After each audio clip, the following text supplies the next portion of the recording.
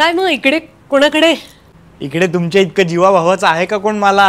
अरे बापरे, अरे वा, म्हणजे तू आमच्याचकडे आलायस? अरे फोन करायचा ना येण्याआधी. नाही, आधी मी करायचो, पण काय व्हायला लागलं, लोकांच्या घरी डेथ व्हायला लागल्या, बिल्डिंग मधली लोक आत्महत्या करायला लागली, म्हणून म्हणलं नकोस. एकदा तर काय झालं, ज्यांच्या घरी मी जाणार होतो ना त्यांच्या नेमका मित्राचा अपघात झाला.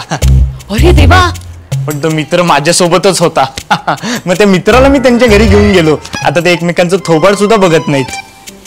का वागत असतील लोक असं तुझ्या बरोबर? माणसाला माणूस नको झालाय.